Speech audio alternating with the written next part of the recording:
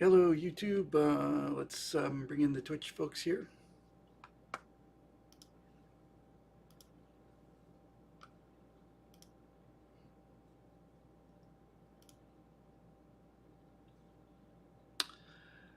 Hi there, Twitch, who's not seeing anything. YouTube is seeing me. Um,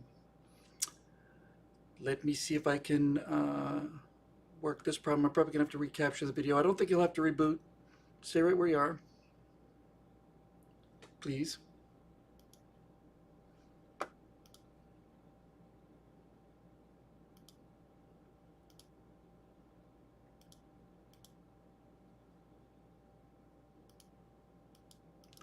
Just a second, just a moment, please. One moment.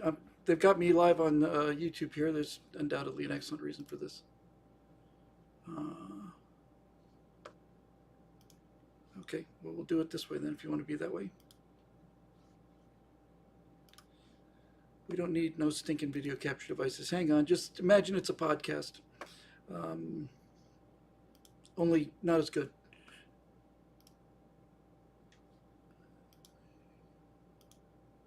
Hey, what do you know? That's frightening. Sure, why not? Oh.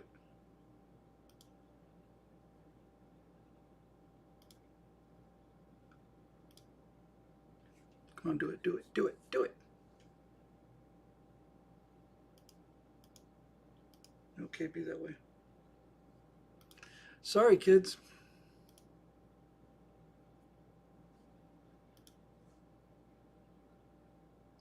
Let's try it again, shall we? It's working on the other channel. All right, I'm going to stop. I'm not stopping the stream, just stopping the recording, and we'll go and do this again here.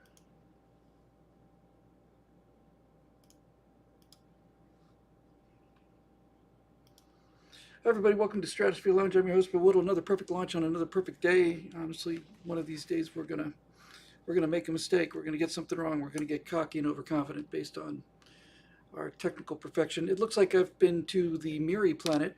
I did. I went there on USS Enterprise, NCC 1701, and yeah, I've got these things on my hands. This is, I mentioned the great battle with the giant squid last week. So I just had some nitrogen, had a little nitrogen work done. I go in every 6 months and they look me over with a microphone and then they tap me with a greasy spoon. They listen for the hollow sound and then they just go, here. Couple down one here and so on.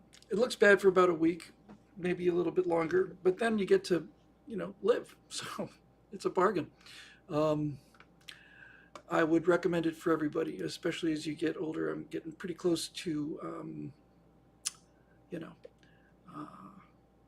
being an officially elderly person, and I'm just not going along with it. I'm with Clint Eastwood on this one.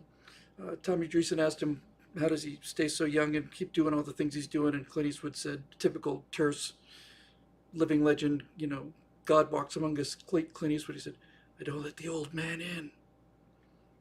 He's going to be working to the day he drops. Bless him. I just love the guy. I think he's fantastic. Anyway, well, my hair is well coiffed for once. Yeah, I guess so. I don't have anything to do with the hair. The hair is entirely different management. It's got its own agent. It's got its own phone number. It's got its own email address, own domain name, all of it. I just appear with it. So any questions or comments or problems, you're going to have to take it up with the hair's management because I don't have really much to do with it. I mentioned, by the way, in this ever-changing world in which we live in, oh, hold on, we got to deal with this first. Lapco92 says, Shelley said the package arrived, so now I'll shut up about it for a bit. Genuinely think you in your life would enjoy a movie night. We would enjoy a movie night. You know what we'd like to watch? We would like to watch 1, 2, 3. It's finally here. It's and it's in 3D. Ooh. Dr. Tongue and Count Floyd. Thank you very much, Lapco. good to get it, and been waiting for it, so we'll get a look at it just as soon as we can. Thank you very much. It's very kind of you to send in a gift like that. So anyway, in the ever changing world in which we live in the mortally grammatically incorrect words of Paul McCartney, I have I put up a notice for the Stratosphere Lounge show on my Facebook page at about 4:15 today, and I clicked share, yep, post, yeah, like I always do, post. And I just basically went and started working more on the script, and about 5 minutes before I turned on the stream, I went and looked at the post, and post hadn't been posted because it goes to a new screen that says, do you want to connect this to your Instagram account? No, if I did, I would have said connect it to my Instagram account. So it sat there. It didn't even post that the show was available until showtime. So sorry for that. It's all getting too complicated for me. In the post on the Facebook page, I said I'm going to be doing questions only tonight. Really, truly am. And this is not even a Stratosphere Lounge topic, but just since I happen to be wearing it, I got a bunch of science fiction T-shirts, and I thought this one would actually be kind of the, I don't know, just the least interesting or something. But it's actually become, I think, it's like my favorite. So check this out. See, there we go. The USS Enterprise NCC 1701. And the reason I like it is because it looks like this is something they would issue to you while you're in the, I don't know what to call it, the wrestling room. You know, the wrestling room from Charlie X, you know? The wrestling room where Kirk gets to take his shirt off and sling a towel over his shoulder, you know, and wrestle with this skinny, awkward kid who's got amazing powers. Anyway, I just really like it. But the thing that, I probably got the lyric wrong, Dave. It doesn't matter. I'd rather slander Paul McCartney than make a mistake. The gymnasium, yeah, the gymnasium was about the size of a large closet. And yes, it is astronaut. It is liquid nitrogen. It's cold. Space is cold, and so is liquid nitrogen. But you'll notice, as Lady Hawk says, it says NCC 1701, not A, B, C, or bloody D. And actually, reason I like this goes a little deeper than the actual TV show. I've heard people say, that I didn't go looking for it, I just managed to catch it. Heard somebody say that that the Enterprise model, plastic model, was both the best-selling model ever and also the most influential one. And if you were part of that generation where you built a bunch of those things, and I built quite a few, there was a period, I don't know if that was for all of the kits, but certainly it was the kits when I got them, where you got the name of all 12 Constitution class starships, and you had to get these decals on there directly, and you could pick USS Enterprise, NCC 1701, or you could pick USS Constitution, NCC 1700, and I just remember putting those decals on, and I don't know, it just looks so clean to me. I do like the lettering in before they went to the A and after the A, but I do like the black with the red outline. That's kind of cool looking. But this is just like, man, we're not here to mess around. This is, away from. It looks like the kind of thing that you'd be wearing on the flight deck of the Enterprise. So anyway, that's that. So anyway, yeah. Oh, Unlimited Hornet Works. So we all of us must get together. All of us, not just Unlimited Hornet Works, and have a beer. But honestly, I don't care if Enterprise D looks like Stevie Griffin's head. It's my favorite Enterprise, but the movie Constitution class is the best looking spaceship ever. Yes. Well, we're in agreement about that. I'm often impressed by people that can do that. For instance, my favorite movie is Aliens. It's not the best movie, but it's my favorite movie. It's always impressed me, the ability to just say, no, it's not the best thing, but it's my favorite thing. So anyway, let's go. Reason I have to keep it quick tonight is because I'm like a wood chipper now on this final phase of the Frank Luke experience, and every time I just think I'm just two days away from finishing it. There's just more story there, so I'm just putting all the story down. But we're running out of scenes left to go, so I'm confident that this thing will be done eventually. I decided I'm just going to stop fighting it and just get it down. Leo, Wait a minute. Loyola. Loyolas AOC? Can we meet at Oshkosh 2024? We can. I'm going. Um, the got a call from Bert Rutan who said he's going for. He's not feeling well. He thinks this will be his last Oshkosh. He's feeling poorly. I told him no more of this talk from you. But it looks like we'll be repeating what we did in 2015, where Bert and Dick are going to fly in on the Starship, which is the the long easy that made the big time, and it basically was intended to be a rival for the King Air. Beautiful airplane. Bert said they practically doubled the weight over at Beechcraft. But in any event, arriving in a Starship is pretty cool. Twin pusher props, canard in the front. It's a cool airplane. We all flew out that together in 2015 from an undisclosed location to Oshkosh, and that was in 2015. So that was what, 2-3 years ago. Time it passeth, it passeth. So, he said, "Yeah, I'm going to probably go back." He says, "I might have one seat left on the Starship. Do you want it?" I said, "Yes, I want the seat on the Starship. Yes, yes, I do." So, I will be there.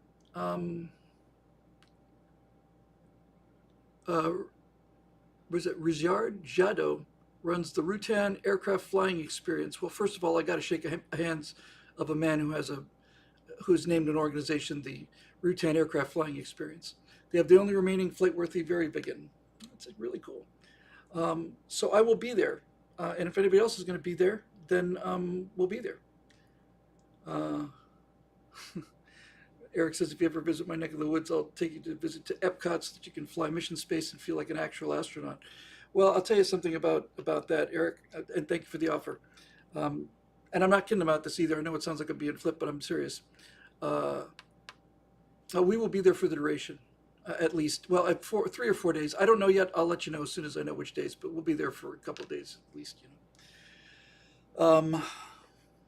If I'm going to go to the the Epcot space mission thing, there better be polyester involved, because as a kid who grew up in the early 60s, the future, I've seen the future, and it's triple knit polyester. When everybody started bashing polyester, I thought, wait a minute, you can't be bashing polyester. This is the material of the future. And then everybody wanted to go back to all cotton, just because it's comfortable and doesn't melt on you when it catches fire. I mean, just because it feels better, what's the big deal? When I got out here, I was a limousine driver. I had a nice, decent black suit, and they said, "You can't wear that decent black suit. It looks too stylish. We want you to go to this guy down here on Pasadena Boulevard and get yourself just tell him you want a Huntington limousine limo driver outfit." So I got a triple knit polyester 3-piece suit, and as I said before, you could take an entire turkey dinner and just upside down it on that thing, and just get in front of a hose and hose it right off, and would dry pretty quickly. Yeah, AOC says my Navy uniform was poly, and apparently, are they still poly? Because I've heard that when those things came into contact with fire, they tend to melt, which is not the way I'd want to go, in terms of that. Chris Elazar says, Aliens, my favorite gadget from the movie was the loader exosuit based on the mid-60s cover story of popular mechanics known as the Man Amplifier. I did not know that. I do know one thing, that if I was taking a look at a mid-1960s cover and a story, and the name of the story was the Man Amplifier, I'd have a very different experience than I would if I looked at that same exact magazine title in 2024. That's where we've gone. We've gone from power suits to crass jokes in cynical tone, delivered with a sneer in bad taste. Anyway, so I do have to get going tonight, so I will get going on the questions here. So hope everybody's doing well, and it's good to be here. So here we go.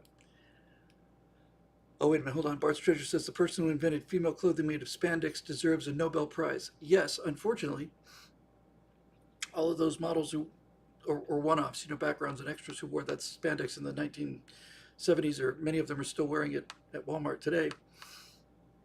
And there comes a point where you just have to, it's like when you reach an age where you can't fly anymore or drive anymore, and you just have to realize that it's not safe to yourself or anybody else. It's the same thing with spandex. It comes a point when you got to say, I have, when I was a child, I wore spandex, but now I put away childish things, and it's time for the spandex to go. But yeah, that was, I don't know. I don't know what it was about the future. The future was always supposed to, first of all, it was going to be brightly colored, that's for sure. I was heavily influenced obviously by Star Trek and velour. Velour's got such a nice feel to it. It's got this kind of matte finish, as this chap here back here will tell you. But it's a delicate fabric. It's kind of like velvet in that way, and you can crush velour, I think. Although this may be crushed velour, for all I know. But everything was going to be bright, and everything was going to be usually going to be one piece because it's more efficient. Just jumpsuits, flight suits, kind of things. More efficient that way. More uncomfortable that way, but more efficient. We're not so much into the comfort as we are into the coolness factor. That's what I liked about the 60s. Yeah, we're going to be wearing velour jumpsuits and no pockets, as Steve Wood points out, and we're going to be hot, sweaty messes. But at least we won't be wearing cotton like those planet-bound savages, growing your fabrics from plants in the backyard. How passe, how gauche.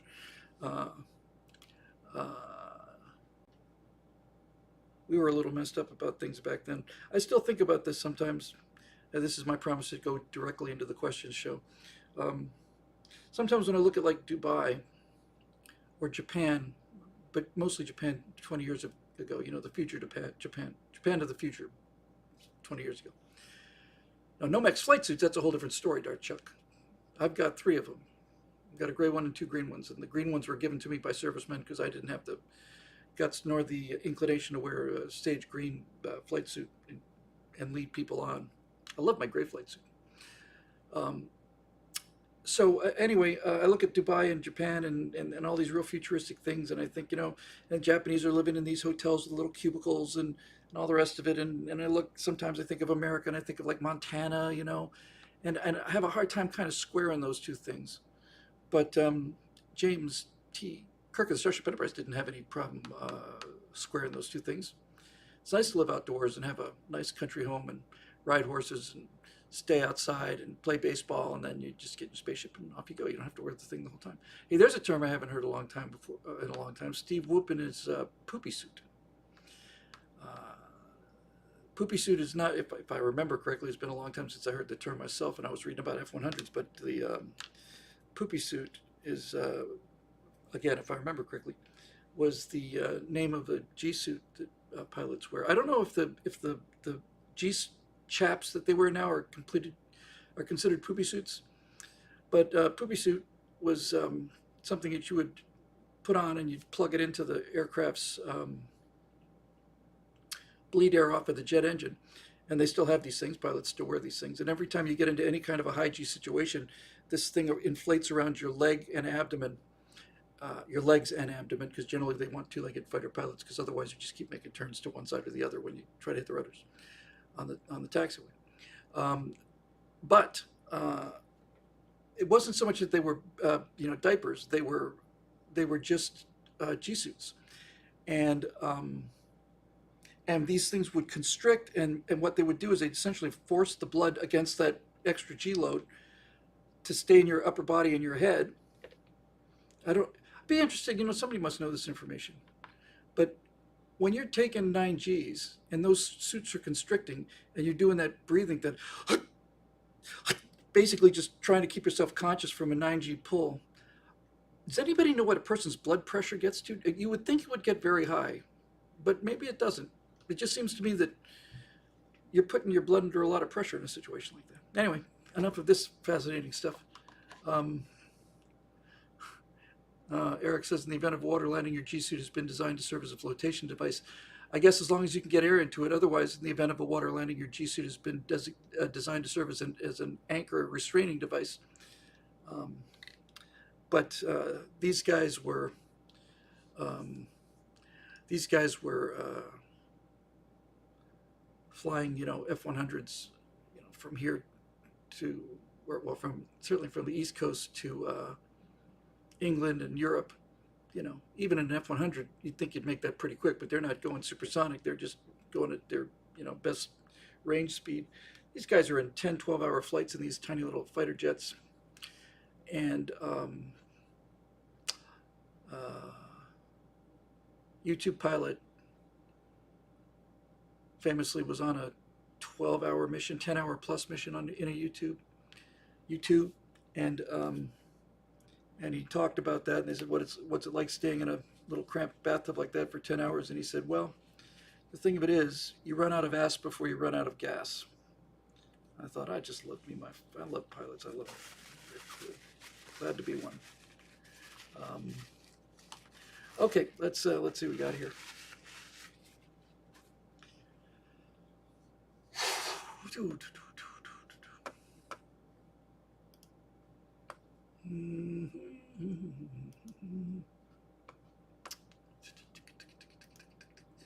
How's everybody else doing?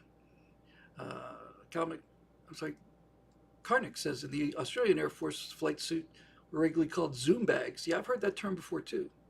It's a pretty cool name too. I've got to get my Zoom bag on. Oh, how cool is this? Travis, I'm glad I didn't miss this. Travis Fitzner says, in high school, I made my own wooden model of NCC 1701 out of wood scraps from my dad's workshop, then showed it in 4-H at the country fair. My God, man, you have just won my undying admiration. That is the coolest story I've ever heard.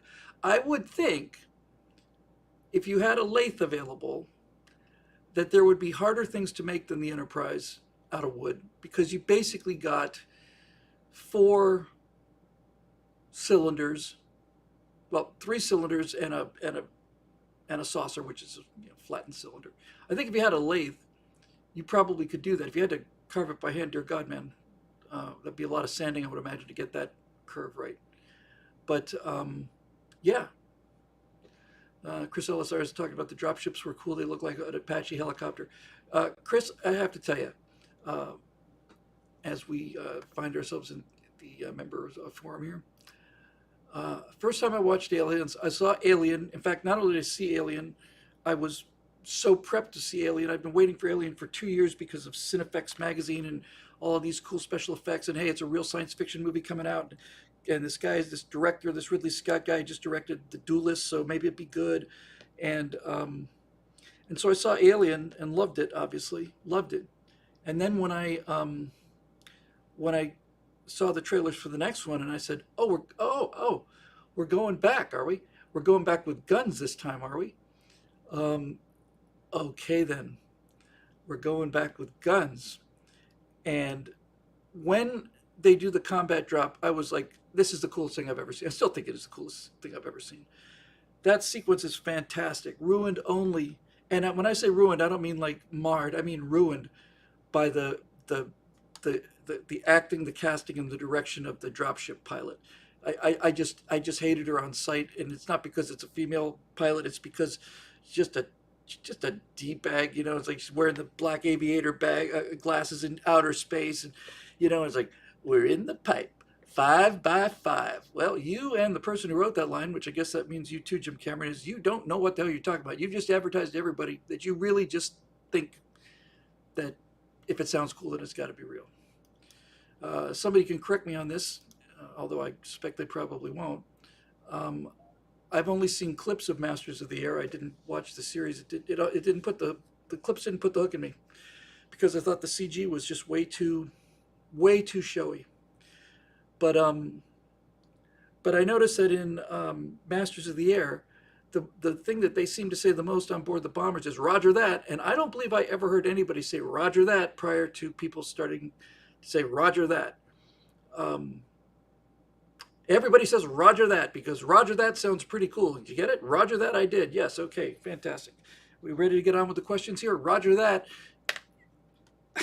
Honest to God, I took Jeremy Bourne for a flight in one of my little airplane before I got the Long Easy, and I said, "You ready to go there, Ace?" And he said, "Roger that." And I said, "We don't say that here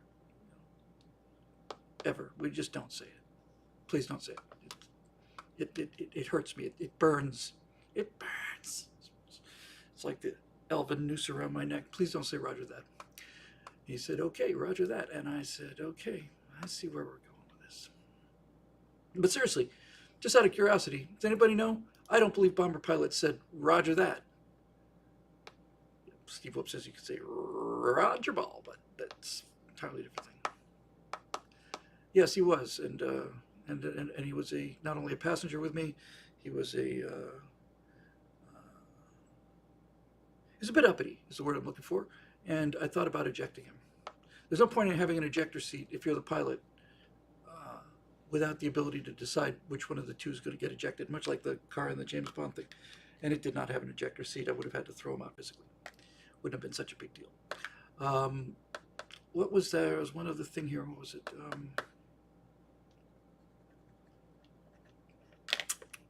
It's gone. I almost said forever, but it'll probably be back in about a minute or so. Okay, here we go. Rules for the newbies. Thank you again, Eric, for curating this thing. He's got a second time question from Eric Blake. Let me just have a look downstream. Broke college student, Roadrunner, second attempt, Jacob Belchick. Another Jacob Belchick, Ian Nolan, Roadrunner, first attempt. That's funny. Chris Taylor, Steve Young. I want to take this one because I saw this one in the stream from either Monday's show or last Wednesday's show. And I might as well take it now because it's at the bottom, and it is at least from a previous session. Because I'm kind of crunched tonight, I don't think I can take more than one per person. So I want to deal with this one because I saw it last time and it got me thinking about things. So here's Chris Taylor's question. Last week you repeated the modern cliche that we are a nation of immigrants. I'm younger than you, but grew up in rural America, and the cliche I was taught in school is that we're a nation of pioneers. Certainly New York thinks it was built by immigrants, and New Yorkers do seem that they are the nation. It would not surprise me if Miami thought so too, being a major port city, but most of America is not a major port city. There's no reason Roy Rogers' band was not the sons of... There is a reason Roy Rogers' band was not the sons of the immigrants, I guess it was sons of pioneers, and Clark Kent didn't grow up learning the American way on the bustling docks of Metropolis. Where did you learn that we're a nation of immigrants? Did you absorb it from pop culture? Learn it in British or American schools? Do you feel it's true? Do you think it's true? Yeah, I saw that question last time, and I thought to myself, have I been... Many times, I've been as brainwashed as anybody else by the pop culture, and we swim in the same ocean, whether we like it or not, and whatever pollution they put into that ocean is going to affect us. Try to block as much of it as we can, but sometimes things get through. And so I gave this question some serious thought after I read it, Chris. I'm going to stick with Nation of Immigrants, although I do want to address the other parts of your question. And I think probably the best example for why I'm going to stay with Nation of Immigrants is my own personal family example. So my grandfather brought the Whittle clan and all of its magnificent coal mining glory and textile mill glory from Wigham in Lancashire to the United States of America in 1915. He had come here earlier in 1912 and had put a foot down, kind of stayed with relatives, came in legally, obviously, but basically carted the whole family over in 1915. And so they went through Ellis Island, and they didn't have to change their names. They're coming from England, so culturally they're from the same stock that the founders and the entire mythos and language and culture of the United States. Thank you very much for that epic guess. $10 super chat with just a number on it. Thank you, very kind. And so we came through Ellis Island, and this is kind of the point. We came through Ellis Island, but we didn't stay in New York. The first thing that my grandfather did, that would be the guy who, he's the guy who brought the family over. My dad was a first generation born in America American. But as soon as we landed, we got the hell out of New York City, and went to. It must have been Stroudsburg, Pennsylvania. I know for a fact it was Pennsylvania, but I'm pretty sure it was Stroudsburg because my grandfather worked in the tech industry, and he was a highly skilled guy who was on the bleeding edge of technology at the time. He basically um, was a telephone repairman, telephone specialist, and he hung telephone lines in the winter in Pennsylvania and in the summer too. And he basically spent his entire life hanging telephone lines all across the great state of Pennsylvania. My grandmother was a telephone operator, switchboard operator in Stroudsburg, and she was until the time I was probably 8 or 9. I clearly remember going to that house and hearing that that real distinctive ringing bell, kind of, the classic telephone bell. And she would have to get up at 2 in the morning and walk down the stairs. It's ringing, ringing, ringing, ringing. She'd walk across there and she'd sit down in the little closet by the door, little tiny little room with the cables and operator. So yeah. Um, so by that definition, if America is a nation of patriots, is a nation of pioneers, then I guess I'm not one. Although, or my grandfather either. Although he was, in a way, he was like a, no, he wasn't a pioneer because Pennsylvania was not unsettled territory in 1915. So I'm not saying the definition of what is an American has to include me, but I'm saying if it excludes me, then there might be an issue with it. Um, this is such a fascinating point. Iolius, I'll never get that right. I'm just going to call you AOC from now on because I keep getting it close. Iolius, something like that. In any event, I'm going with AOC from now on, so my bad. So your family's not responsible for slavery in America? No, as a matter of fact, it wasn't. Although, as a matter of fact, it was. My family was responsible for slavery in America, even though they were not in America at the time and they weren't Americans. They were textile workers in England. And while Britain had banished slavery, basically abolished it, and ended the slave trade, they kept buying cotton from the Confederacy because textiles were Britain's primary export. So they needed cotton and they needed wool. They could do their own wool. They couldn't do the cotton so much. So Great Britain kept trading with the Confederacy throughout the length of the Confederacy, and I don't want to hear any more talk from British people about how much better they are than us because they banished slavery. They kept slavery alive. They kept the Confederacy alive because they were basically the only source of income for the entire Confederacy. So yes, on some level, because my family worked in a textile mill for, you know, once a week they'd get a small cup of poison and have to get up before they went to bed, that kind of thing. But they were working in the textile business, and slaves were producing cotton. Textile industry needed cotton, so there you go. And this just goes to show you how ridiculous it is to talk about things like you're responsible or he's responsible, she's responsible. It's just plain insane. Um, I I think sometimes the only way to reach these people would be to really scare them by basically, I don't know, just can you kidnap somebody in a friendly way? Not really hurt them or anything.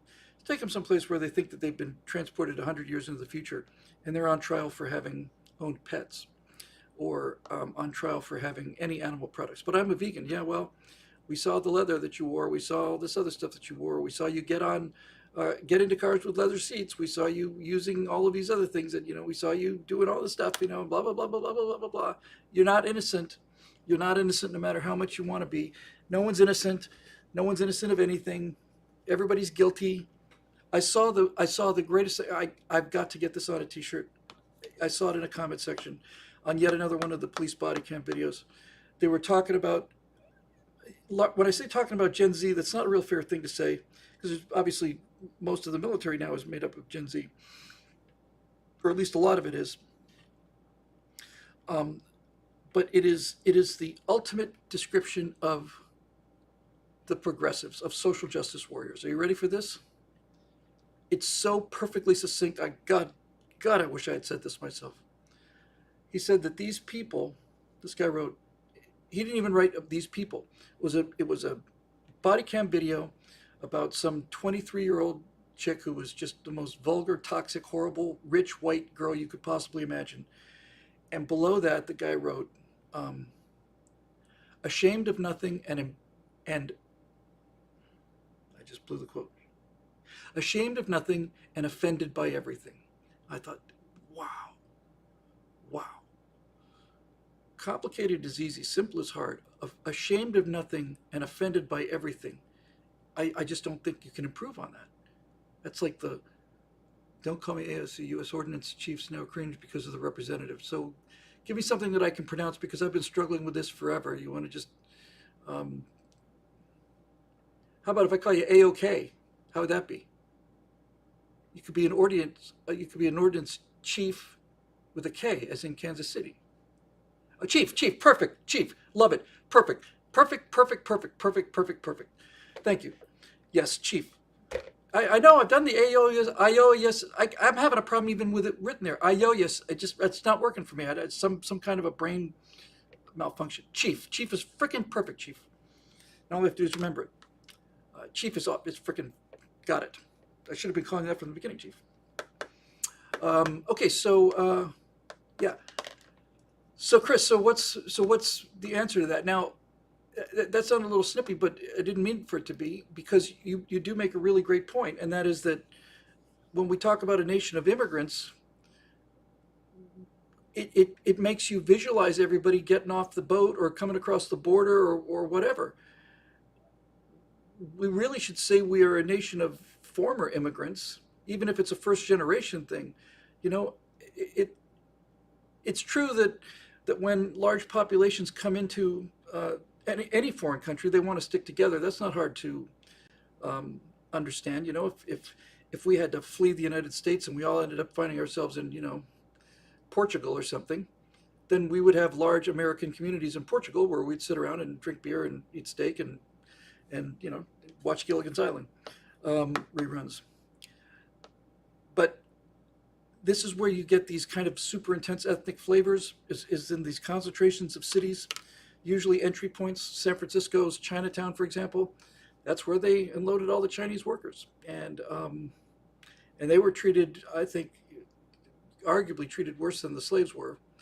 Or certainly they're in that same general ballpark. I just say this about the slavery thing, and I know this. I know the guys at Media Matters, who at least used to listen to me anyway. Get your pencils out, because you're going to love this one. I look at this and I really just want to say to these people that are so angry about what happened to their 7 generations old grandparents, great grandparents. I want to say to them, would you have been happier if it hadn't happened? I'm not saying you should be happy about the slavery. What I'm saying is that the slaves and the freed slaves were not nearly as toxic as you are. Nothing like as toxic as you are. They were much more human, much warmer, much more full of forgiveness, much more full of genuine humility and kindness. It blows my mind to read Booker T. Washington and find out how so many ex-slaves took care of these former plantation owners after the Civil War, because they didn't know how to do anything. But my question would be, for all these Afrocentric people who are arguing that the horrible white man came in and destroyed their magnificent cultures, would you have been happier if it hadn't happened? In other words, would you rather be in Nairobi today? Or would you rather be in Mogadishu or was it capital of Liberia? Is it Taylor? Oh, is it Taylor? It's named after U.S. president. It's an honest question. Monrovia, thank you, President Monroe. It's an honest question. Would you rather be there? Would you rather that your ancestors had not gone to the United States and had gone with the 90%, not 9%? The United States got anywhere between 9 and 11 of all the slaves that came out of Western Africa. And those slaves were brought out of the inside of Africa by other blacks, but we'll leave that alone for the time being. Would you have been happier if, instead of them being brought to America, would you have been happier if they stayed in Africa and you were in Africa now? Would that be a better life for you, do you think? Or what about if they hadn't gotten the 1 out of 10 and come to America and ended up in Haiti or Brazil or Jamaica? or any of those Caribbean nations and most of South America? Would you be better off now? I just want to smack these people because, the way they think is just so toxic. And this will probably close your question, Chris, about the pop culture and being influenced by it and all the rest of it. But when I didn't find out of my genealogy until relatively late in life, maybe even less than 10 years ago. And I realized that since I'd come from coal miners and textile workers, it gave me actual armor, gave me moral credibility, so that when I'm confronted by these rich white kids telling me about what a monster I am because of my white skin, I get to tell them, hey, we weren't dancing around, at balls and sipping champagne all day. We were working underground. And if you ask me whether I would rather work underground and be bent over so low that my back was just completely black and scarred and tattooed black from brushing up against the roof of the coal surface, would I rather do that or pick cotton? I think I'd rather pick the cotton. I genuinely think I'd rather pick the cotton. And you could say, well, they were free people, but that's a distinction without a difference. My ancestors couldn't leave. My ancestors couldn't just say, screw this coal mining thing. We're going to Martinique, or we're going to go to our annual visit to Tahiti. No, they're stuck there. They're not leaving. They weren't owned, but they weren't free either. They couldn't go. They just couldn't go, period. George Orwell wrote a book called The Road to Wigan Pier, where he talks about coal miners in Wigan, and their situation was horrible. And I mean this from the bottom of my heart. It's not a joke. If I had to pick either one, I'm not saying either one of these are good, but if I had to pick either one of these horrible backgrounds, I genuinely think I would rather be picking cotton in the sunshine than be a mile and a half below the earth, breathing in coal dust in the darkness all day, get up when it's so cold that the first thing you do when you wash your face is you smash the ice on the basin. And when the family takes a bath, dad goes first and then mom goes second. And then by the time you get down to kid number 12, you don't want to throw the baby out with the bathwater, which is black ink. So this is not an endorsement of slavery. Slavery is the greatest horror and the greatest shame that this country's endured, but it was universal. And the final thing I'll say about the slavery thing is this, and I'd be willing to back this up. I am utterly convinced of this, and it's real simple. There's not a person on planet Earth that is not descended from slaves. Not one person on this planet is not descended from slaves. I feel confident. Slavery is such a part of human existence for so long that I think I can say that with 100% confidence, that there's not a person on Earth that's not descended from slaves. So if you want to make it about shame and everything, then you're bringing the shame with you, because everybody carries that same background. It's just a question of how far back you want to go. The Jews were slaves. Russians were slaves. It's where the Slav comes from, is slave. So I'm just sick of this whining from people who are trying to get things by making us feel bad about ourselves because we're fundamentally decent people. Thank you very much for that, Steve. Oh, I'm sorry, that's not Steve. Hey, somebody using white letters. This is like one of those.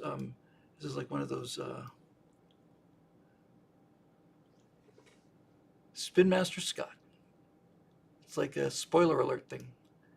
When I first looked at it, I thought there's no name there. He used white letters on a white background. Clever boy. Clever boy. Thank you very much. I love doing them too. And wait till you see the new one. I got a call from Daily Wire promotion department, and we're going to talk on Monday. But they're getting ready to release this thing. So after all of these months, in fact, well past a year of talking about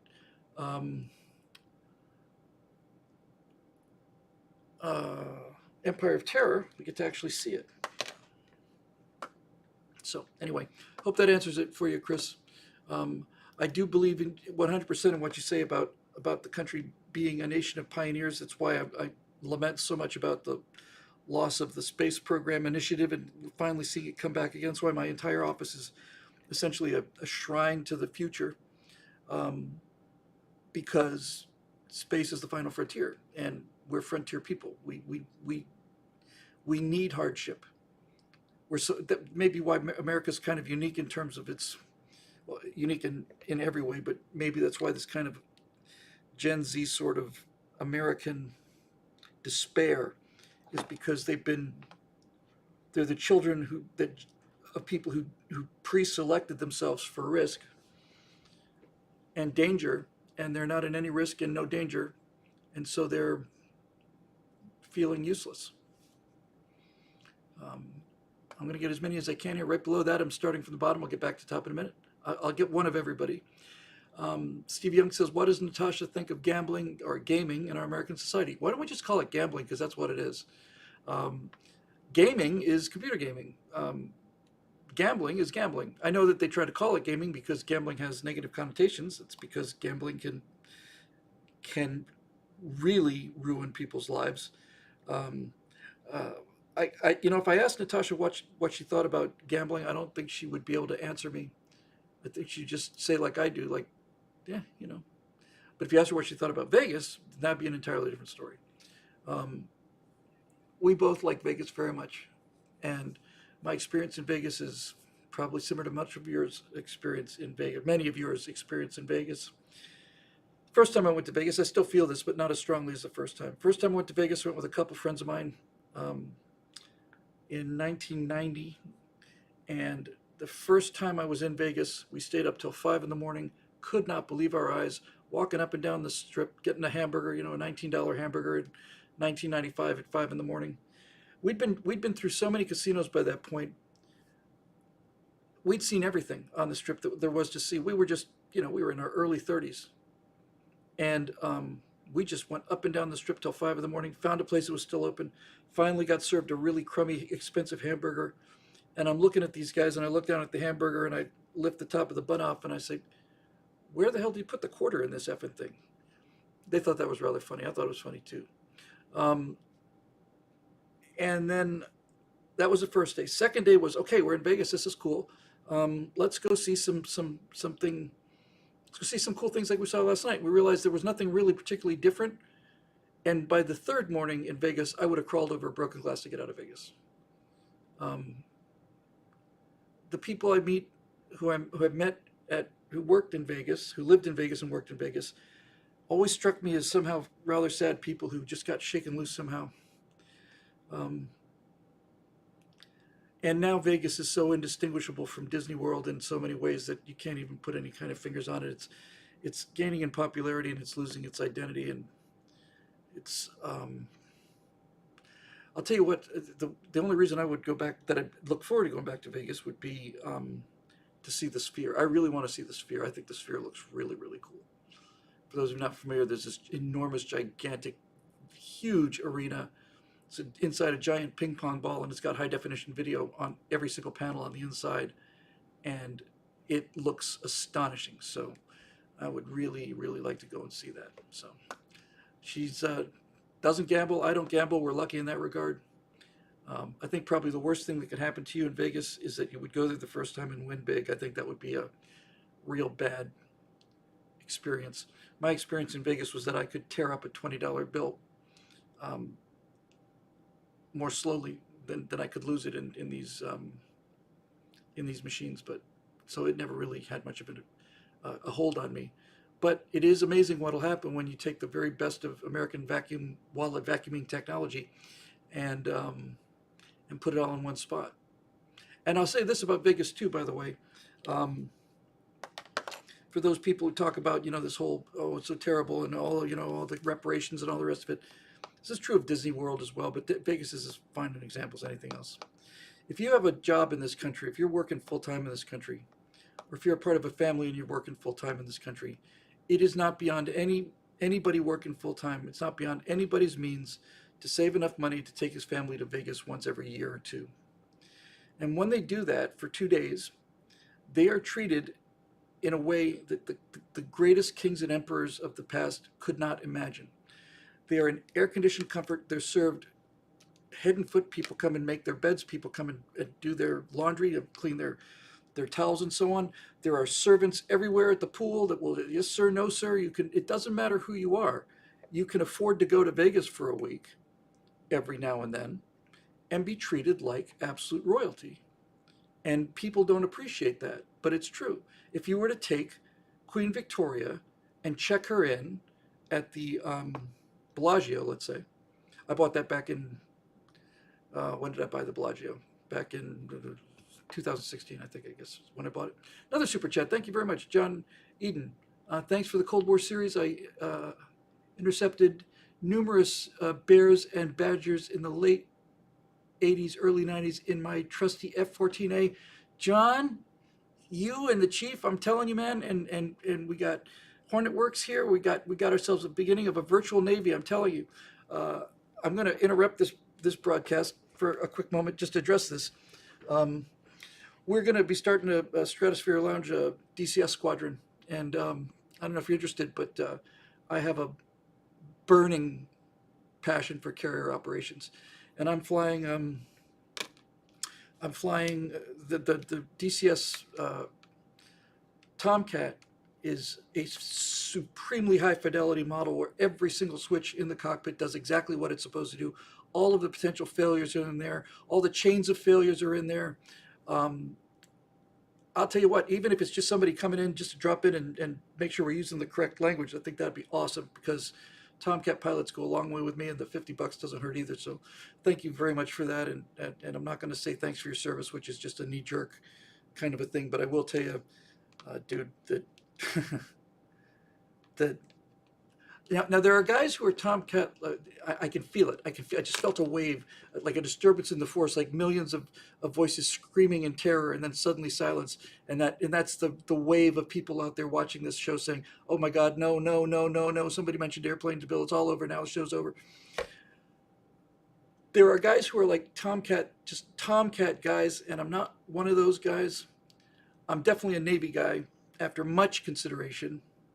But yeah, landing on a carrier is just so freaking difficult that you can't do anything else if you take yourself seriously. And here's the Baron of Gray Matter for $10 super chat says, military civilian air traffic controller, I can get you home, dude. I want to talk to you too. We need some AWACS guys. And I have a friend, Steve. I haven't pitched it to him yet. He's my oldest friend, my oldest and best friend. And he was a Air Force air traffic controller. He was actually in combat control. He's a special forces guy. He wrote a book about this called A Sheep in Wolf's Clothing, because he was always pretty meek. And next thing you know, he finds himself at special forces and jumping out of airplanes. And I don't know how many jumps he made. But the thing that would really make this virtual squadron really take off is, because I've just decided that I need to do something. I need to have more friends. Just that simple. And the days of living next to your friends are pretty much over. At least if you live in Los Angeles, they're pretty much over. So I just thought I'd rather start a squadron, a virtual squadron with friends, and train them up as pilots than go and try to make friends with guys that are already playing who may not have so much in common with. There was an old joke about this. I'll probably get the airlines wrong, but it was something to the effect in the days after the war, when the air travel really started exploding. It was something like Delta tried to make pilots out of gentlemen, and TWA tried to make gentlemen out of pilots, and they both failed miserably. But I'm not kidding.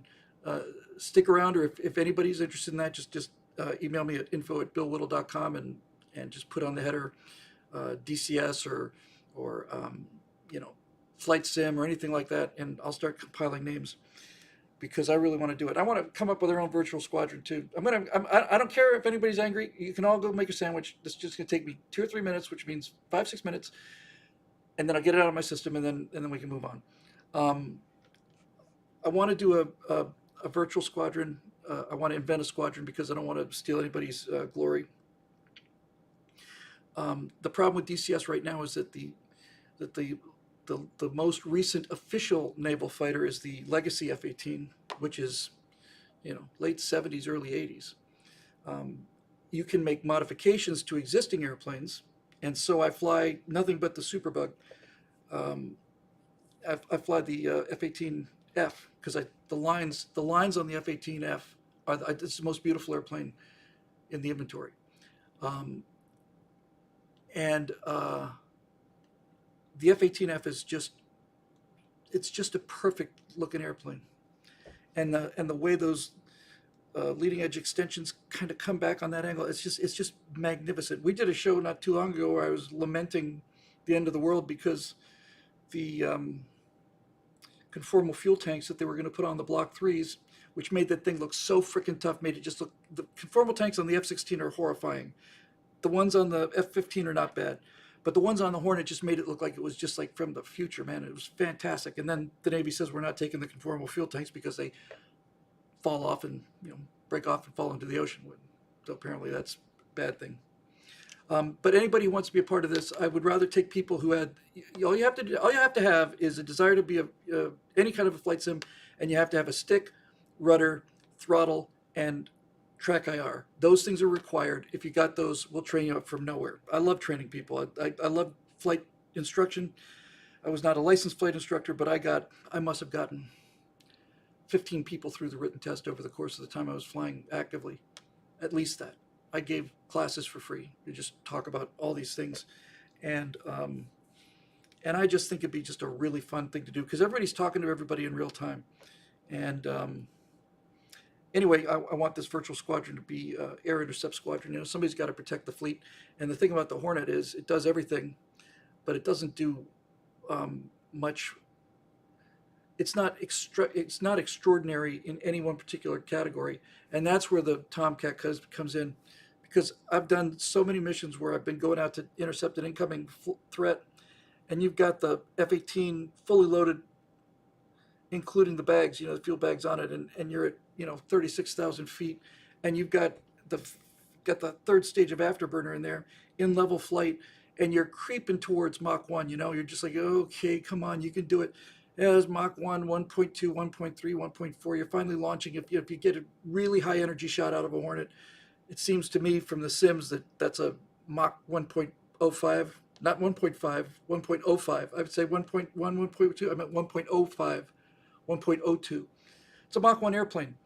And so it's not imparting a lot of energy to those missiles. But the Tomcat, baby, that beast was just nothing but speed. And hurling Phoenix missiles 300 miles forward, knocking out, backfires and bears and whatever other animals they want to fly up at us. That must have been pretty cool. I know if I was sitting in the tail gunner slot in a bear, and I saw a couple of Tomcats heading my way, I'd be thinking, oh, I hope they're not angry. It's a beast, that airplane. It's just a beast. It's an interesting airplane too because of the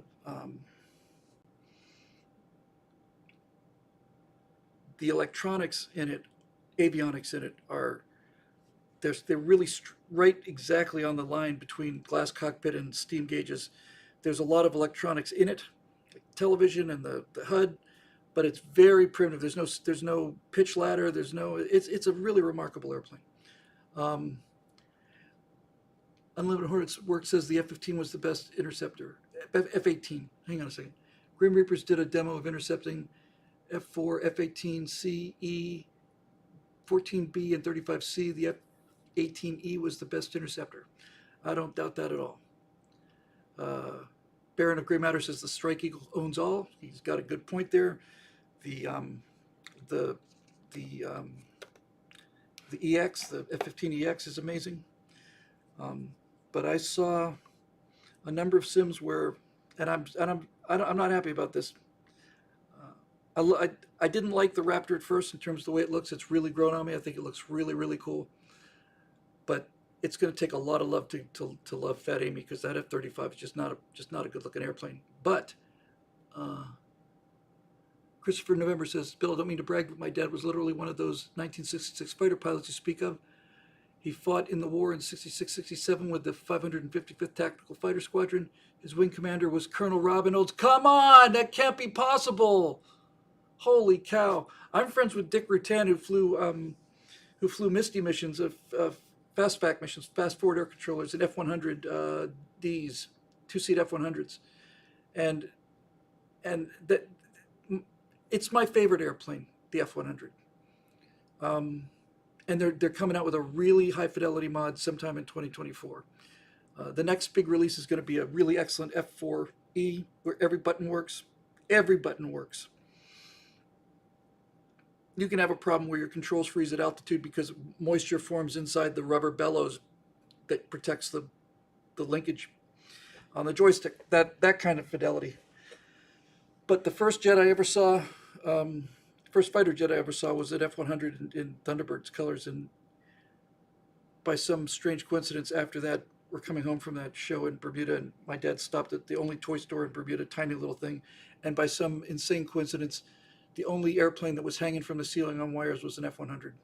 And that flattened intake is just, the Falcon looks like a direct descendant of the P-51.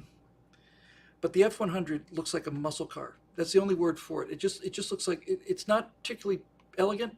It just looks mean. And the wings on that airplane are the most beautiful wings that we've ever made, I think, on the F-100. And those 4 machine guns right underneath the nose, that was badass too. Congratulations, dude.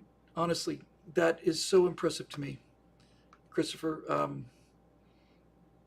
you come from superb stock, and one of the things I want to do early, once I get out from under this Frank Luke thing, and I say out from under it, but I mean I'm writing the real life story of the guy, first pilot to be awarded the Congressional Medal of Honor, and I keep thinking I'm done, and I keep finding more story. It just keeps writing itself. It just goes. I'm not going backwards, but I'm not fighting it anymore either. I'm just, hey, this sounds like good dialogue. I'm putting it down. I'll deal with it later. Just get it finished so I can move on with some of these other things. But honestly, that's really, really impressive. But anyway, I saw the F-35s go out against the Chinese strike force in a number of simulations, and that little F-35 Fat Amy just mops the sky with everything. Just eats them alive. They're sending up their J-11s and their whatever their Fargan flanker ripoff is, and they're even sending up their J-20, their Precious Dragon, or their Embroidered Dragon, or whatever kind of dragon they name all their bloody airplanes after. They're all garbage, and hot garbage. And little Fat Amy just shoots off the deck there, and you see these F-35s going out, and here comes these wave as these super maneuverable Chinese fighters, and then little AMRAAMs are coming. These are crummy AMRAAMs too. They might have been the 260 simulations. But the AMRAAMs come out, and the little dots move across the screen, and here come the red airplanes, and here come the blue airplanes, and all of a sudden these little blue dots start coming out of the blue airplanes, and the red airplanes keep on coming. No red dots coming out of them, and then all of a sudden it's like poo poo poo poo poo poo poo poo poo poo poo poo poo poo poo, gone. The F-35C is the best looking F-35. It is, because it's got a wing. It makes it look like it's actual airplane. Well pointed out there, Hornet. Anyway, that's that. So I got that out of my system, and I'm feeling better. So if you don't like talking about airplanes, you can take solace in the fact that it certainly improves my mental and physical health. All right, here we go. Eric Blake for a second time. I'm going to leave the man with the hat off here. So, Bill, a recent ruling from the Kangaroo Court, Engoron and Letitia James against Trump. Well, Kevin O'Leary of Shark Tank has pointed out that this ruling isn't just against Trump, it's against any and all real estate developers doing business in New York City. Exactly correct. When they interviewed him on CNN or MSNBC or something, they said, can you believe that Donald Trump lied about these real estate things? The guy basically said, I don't know if it's the same guy, but one of these real estate developers said, we didn't lie, he just sold the good points without selling the bad points. That's how you sell things. He says, none of us can do business here if we have to provide full disclosure of all of it. It's just, not only can you not do real estate, you can't sell anything that way, So the whole thing is just a gigantic kangaroo court, as you said. It's a gigantic show. I don't think anything's going to come of it. But if it turns out that something does come of it, then the first thing that needs to happen is they need to put every single real estate agent in the country out of business and convict every single one of them for fraud as well. Because it doesn't matter if you're Betty Jo Jorgensen and you're trying to sell a house in Billings, Montana, you're going to go in there and you're going to lead with what makes the house great, and you're not going to be advertising the house's defects. You'll answer, you won't lie, but you'll answer questions. The whole thing is a joke. It's just a freaking joke. And Eric goes on, case in point, Governor Hochul has made a point to give a statement reassuring developers, no, no, no, we won't ever use this precedent against any of you. We're just singling out this one guy. See, we're perfectly fair, honest. Needless to say, no developer's going to buy that for a second. And not only is no developer going to buy that for a second, but think about what that says. Think about what that guy just admitted, essentially. No, we won't hold this against you. We're not. This isn't for everybody else. This lawfare is directed just specifically against Donald Trump. You got nothing to worry about. Honestly, I would have been a very good lawyer. I really would have been an excellent lawyer. But alas, I have a soul. No offense to lawyers out there. I'm just kidding. I actually have a lot of respect for lawyers. Baron of Gray Matter, again, for a super chat, says, real-life fighter competition hamstrung the Strike Eagle because they killed everyone as soon as they arrived in the airspace. You've seen it. I don't doubt it. I'll tell you this, as a guy who's flown high-fidelity military simulations for a while now, significant number of hours now, I think that despite the extra weight and the cost and all the rest of it, I think that any two-seater aircraft in today's battlefield would wipe any single-seat aircraft clean out of the skies, with the possible exception of the F-35, only because its software is so sophisticated. But trying to fly the airplane, trying to keep situational awareness while still trying to lock targets on that radar, especially on the Legacy Hornet, that's a lot of work. And you know, you get the incoming missile alert and you're just popping countermeasures out of there like crazy. That's another thing, by the way. Can somebody answer this for me? I'm sorry, folks. I have nothing to say. I'm genuinely sorry. I mean it. I am sorry when I get off on these aviation rants. But can somebody tell me why it is that an F-18, for example, has 60 flares and 60 chaff packets? Why don't they have 400 of them? They seem so tiny and so lightweight. They're so bloody useful. It's like, I've always wondered, I've never been able to understand why something that seems so relatively small is so limited in number, because every time I've gotten into the soup with these enemy aircraft, the first thing that happens is I run out of countermeasures. It's not like you're talking about carrying a third engine around. The actual countermeasures packets looks practically insignificant on a modern fighter jet. Why? Why only 60 of each? I want to know. Now, the A-10 carries a lot more, which makes sense. It seems to me like I would just, if it were me, if I was flying into combat and it were me, I probably would say, hey, you know what, Chief, here's $300. Go across the border to South Carolina and go and buy as many Roman candles as you can get your hands on. 100 of them if you can get them. And what I want you to do is I want you to hook up a little electrical system so that when I throw this one switch in the cockpit, it'll go down this little pathway and then it'll light up one of those things, because I'd rather have Roman candles coming out of the back of the airplane than nothing. Although I suspect they're probably not hot enough, which makes me wonder too.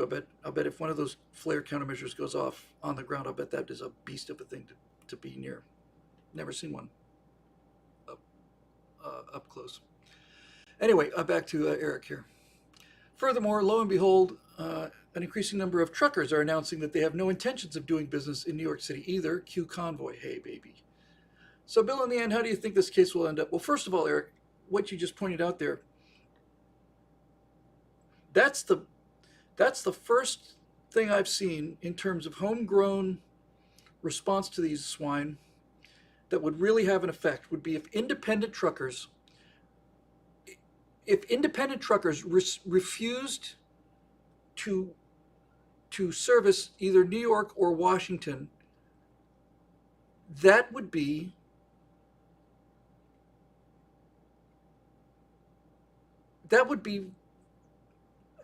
I don't know why I didn't even think of that earlier. You could basically shut any city in this country down and have people on their knees begging. And what are they going to do? They're going to put a gun to your head and make you drive there? They could threaten to pull your driver's license. I know they're not above that kind of thing. But really, what could they do? If all the truck drivers in America, or at least the 99.9% of them that are patriots and sensible people, I don't know of any social justice warriors that are driving semi-rigs, but I'm sure there's always an exception. And P7 says, don't organize it. Yeah, just don't organize it. Just let it happen. Exactly. But just not going to New York. No, I'm going to pass on this one. Thanks. Yeah, don't organize it. Don't give them a target. Don't give them something to come out with law. Just kind of casually say, I just don't feel like I'm going to be doing any trips to New York for a while because I don't like where this is going. That would shut that city down. It would turn it into Escape from New York. I mean, it'd be a. See, we have so much power, and we keep falling to them because they're masters of psychology. But honestly, when you get down to what they've actually got over us, it's all just Wizard of Oz, smoke and mirrors kind of thing.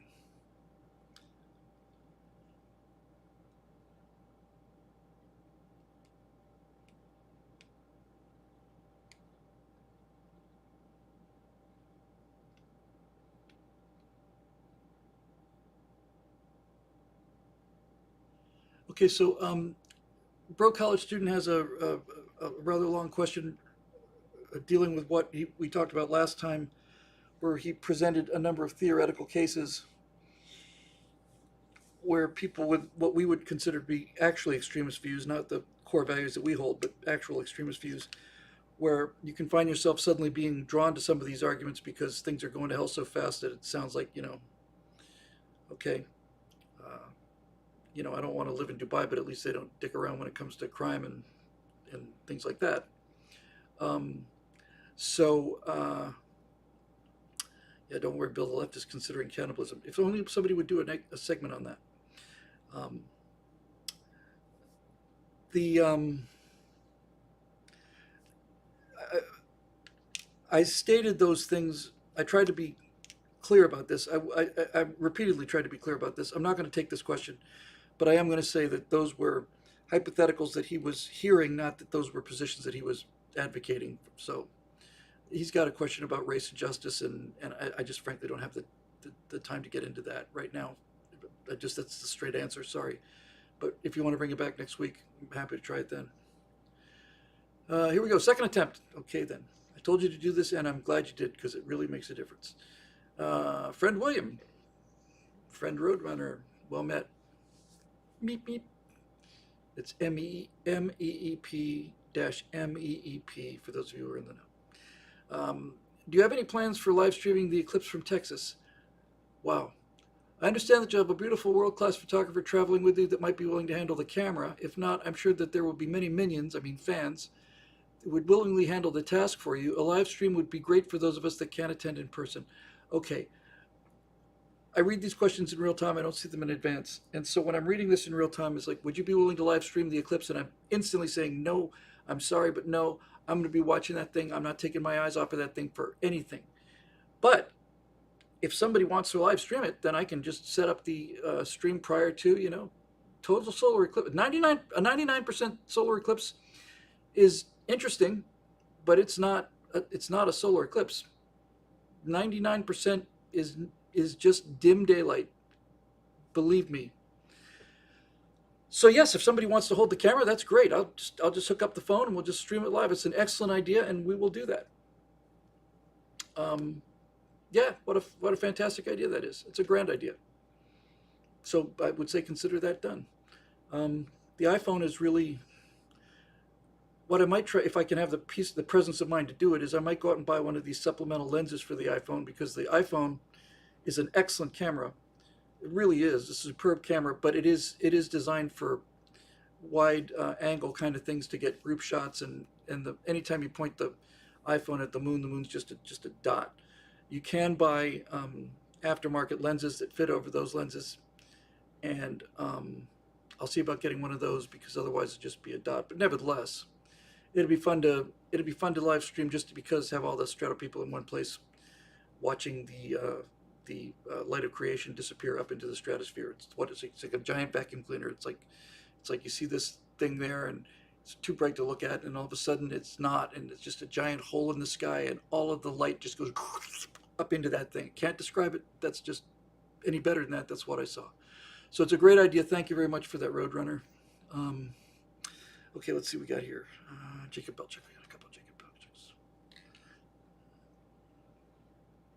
Yeah, okay, so we got pro college student. I had to pass on that. We got Eric. Got Roadrunner. Got it. Jacob Belchip. Jacob. Ian Nolan. Okay, so it's 2. Roadrunner. Get that. Oh, no, I can answer that one very quickly. We did Chris Taylor, and then did Chris Young. Okay, so we can see light at the end of the tunnel. Let's deal with this one real quick, because it's a one-sentence actual question. Road Rider. Oh, it's Rider. Have I been saying Roadrunner?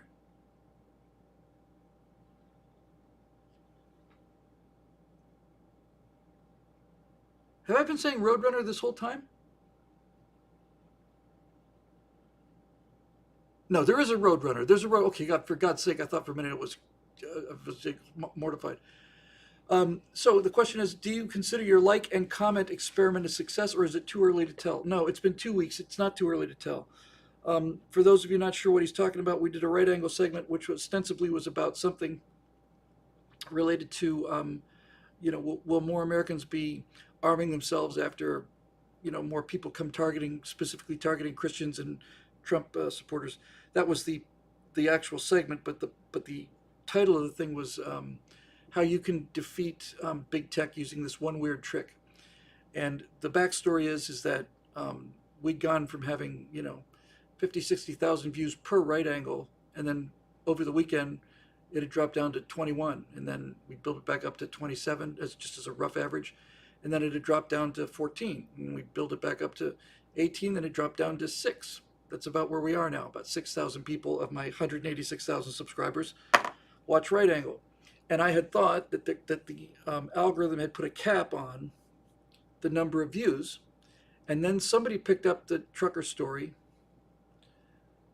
and going to the border, and Isn't It Ironic, I think it was called. And that thing did 50,000, which in the old days would have been a real big failure, but by modern standards is an insane out of the park success. If we could get 50,000 views per right angle, we would be doing just great. And I think that show deserves it, frankly. But generally, we're held to around 5,000-6,000. And I say held to because I can't think of any other explanation for it. Anyway, one of those shows, the one I mentioned, I said, look, this is an experiment. There's nothing limiting us from getting to 50,000. So as an experiment, can we hit like and leave a comment? That's all. Just that. Just hit the like button. Just for this one episode. I'm not going to ask you every episode, just this one episode. Hit the like button and leave a comment just to see if it boosts the episode. And I'm very sad to say that it did not significantly boost the episode. Scott pointed out when we talked about it on our backstage show that that it probably takes liking and commenting over a long period of time.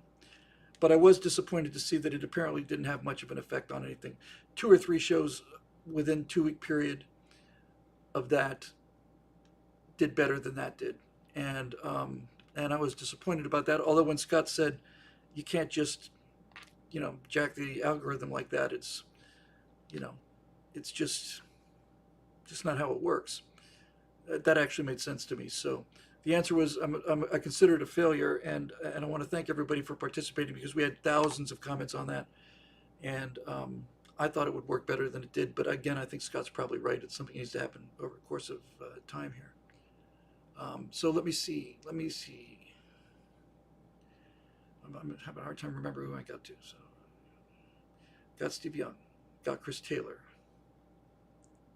got Road Rider. I don't know if we got Ian Nolan yet. Let's see. Jacob Belchik.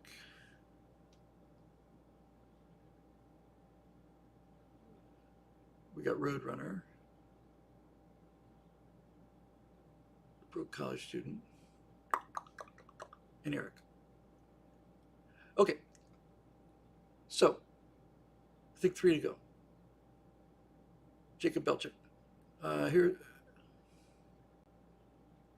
Sorry, I'm just trying to scan these things to see which. Okay, we got 2.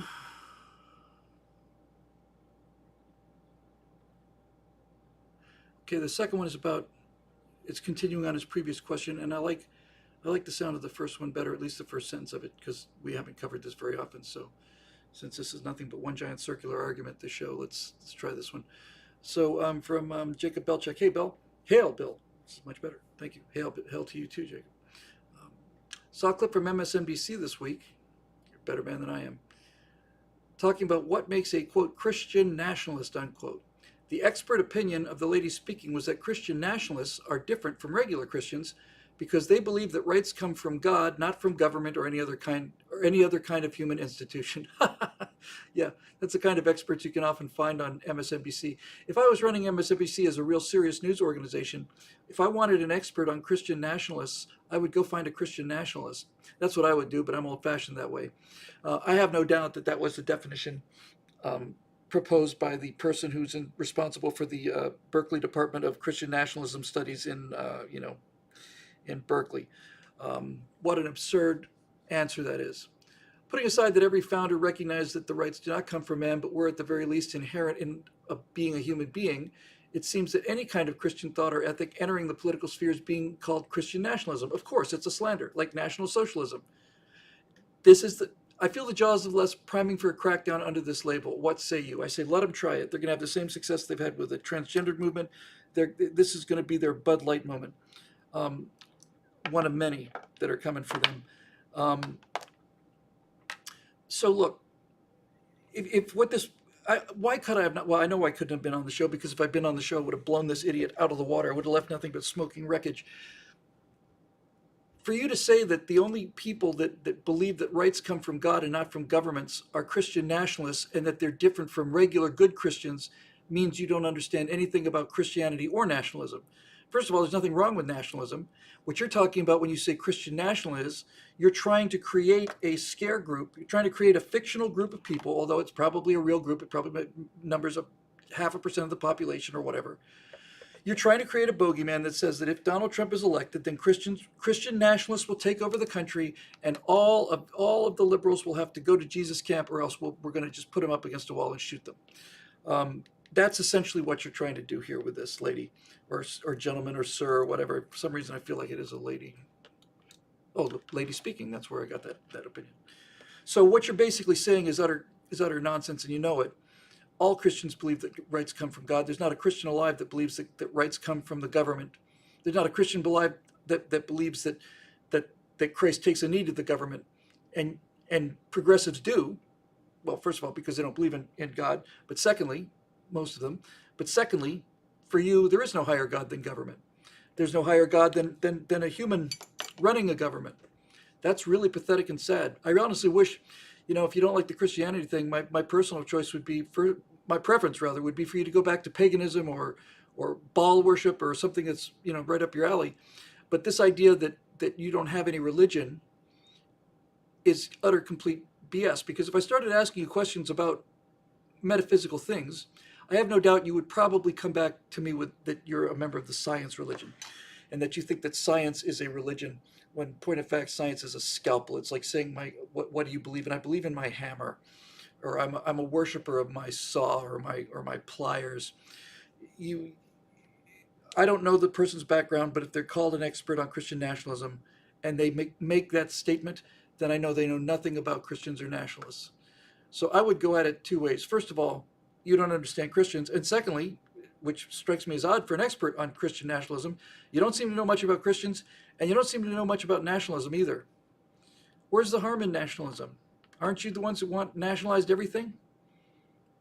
What you're doing is you're trying to create a scare word, a boogeyman, to scare people into voting for the guy with dementia. And it's not succeeding. And you're going to continue to do this. And by the way, this media, we want to talk about revealing what's behind the curtain.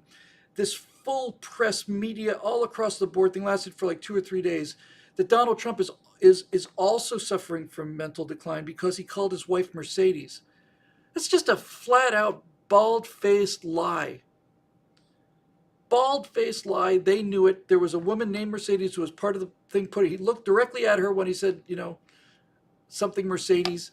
And so if they have to invent things about you, that means you're on the right side. If there's not enough wrong with your position that they can't attack you without inventing evidence of things that you didn't do, then you're on the right side of history. It's just nuts. Yeah, she's an expert. It's an old saw, but for those of you who may be younger and haven't had it explained to you when you were a child by your greatest generation parents, an ex is a has been, and a spurt is a drip under pressure. So an expert is a has been drip under pressure. And and I thought, well, I remembered that from way back in the day. Um, it's completely ridiculous, and you know it's ridiculous, and I know it's ridiculous. You don't have to buy that your rights come from God, but you do have to buy the fact that your government is the entire system of government that keeps you free is predicated on that and only that. That's the only thing it's predicated on. And to say that the United States government is a secular government means that it's secular to the degree that these deeply religious people understood the danger of forcing religion on people. But to claim that the United States was founded in a vacuum independent of Christianity is just the biggest joke of all time. You know, and this is, again, like I just said 10 seconds ago, if you have to invent evidence for somebody else's position because there's not enough real evidence lying around, then you're lying. And this is the same thing with the separation of church and state. Separation of church and state. The separation of church and state. You cannot put this manger scene in the town square because of the separation of church and state. It's in the Bible.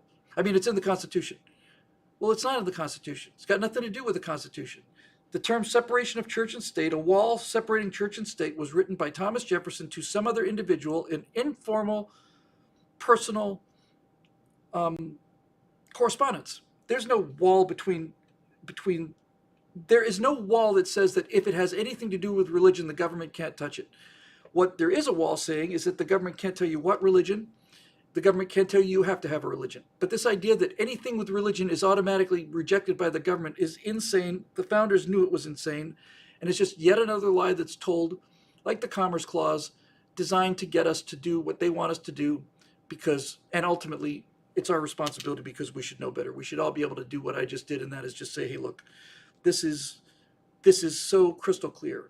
You know, I know what the Commerce Clause says. It doesn't mean that Congress has the power to do everything. Yeah, Astronaut said it was Jefferson writing to a Baptist minister. I knew it was somebody like that. I couldn't remember the name.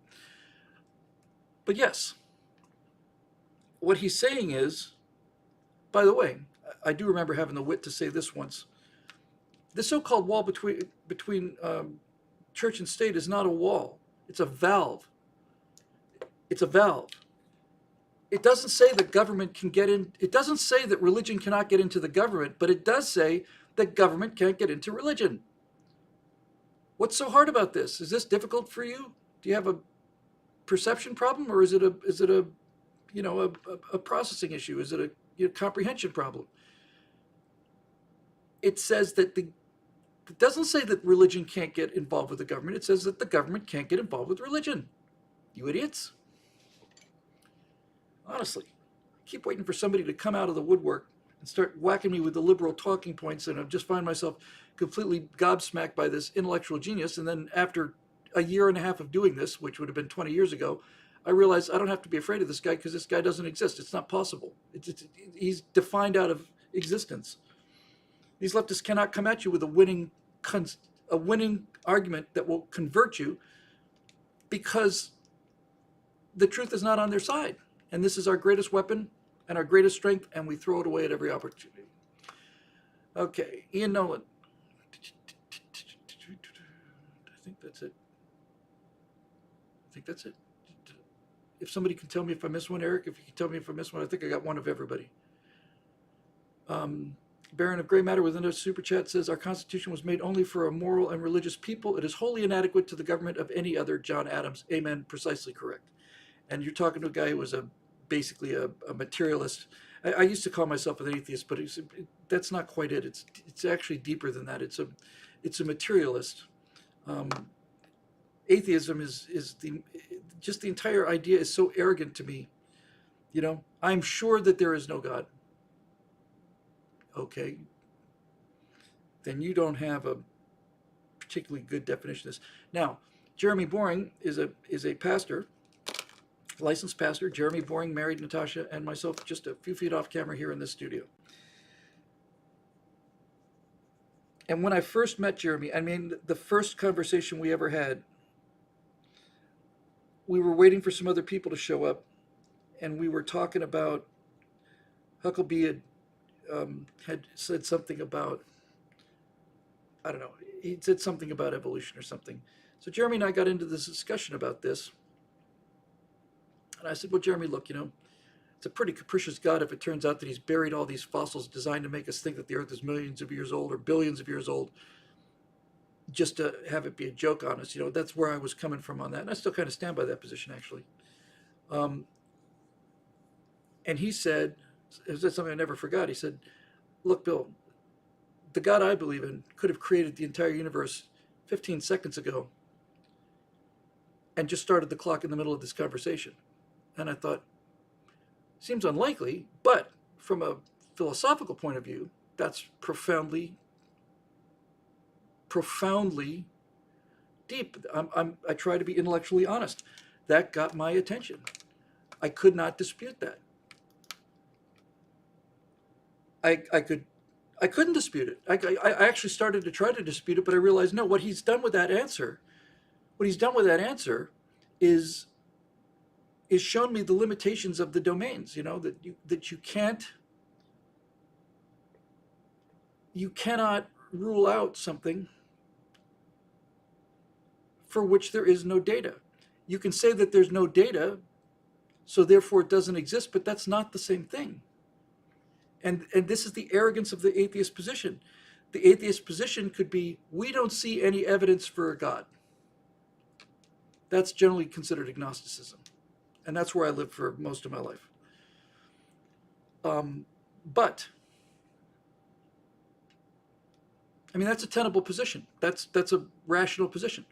We see no evidence that convinces us that there's a metaphysical being responsible for creation. Okay. But to say that there is categorically no God is a statement of absolute arrogance and narcissism. Ultimately, mostly narcissism. There you go.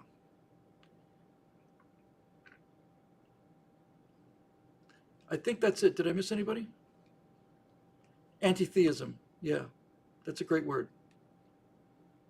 That's a great word. I'm going to use that in the future. I'd never heard it before. You're not atheists, you're anti-theists. You're antithesists. You're the antithesis of reason. That's funny. Okay, is there a moderator? Because perhaps there's a need for one. Did I miss somebody? Gray matter. The comments are curated, is a better word, by either Eric or a number of other people who've stepped up. I haven't seen Marusha in weeks. Anybody know what happened to Marusha Dark? Oh, he or she is okay. But anyway, I do have a ton of stuff to do, and I've been talking about it forever. It is genuinely true to say that despite having had periods of like not only being becalmed, thank you very much, Eric, I appreciate it. In terms of wanting to write the story, and sometimes not only becalmed, sometimes fighting a typhoon coming in the other direction, but the wind is really at my back now, and I'm just chewing up these pages, and I'm in love with this story again. I'm just in love with it. I can't believe what this guy does, and I'm looking forward to giving it to this guy. So here's the backstory, just real quick as we close this out. So Daily Wire asked me to do another series after the Cold War, and I said I would like to do something called America's Forgotten Heroes. I'd like to talk about 7 people that every American should know about and most Americans don't know about. So guys like George Washington, Abraham Lincoln, they're off the table. America's Forgotten Heroes. And when I went in there, I had 3 in mind. I had John Paul Jones, Frank Luke, and Ernest Evans. And I added Jimmy Doolittle, Dick Rutan, Booker T. Washington, and as if to make the point, Joshua Lawrence Chamberlain, which I thought was the weakest of the bunch because he was the one who was probably best known about unknown heroes. But I used him to make the case about whether they were actual heroes or not. Anyway, once they approved it, I started doing research on the Frank Luke story, and I'd heard the basics of the story, and and then I found this book because there's not a whole lot of stuff that's written by Frank, but then I found this thing. It's called The Stand: The Final Flight of Lieutenant Frank Luke Jr.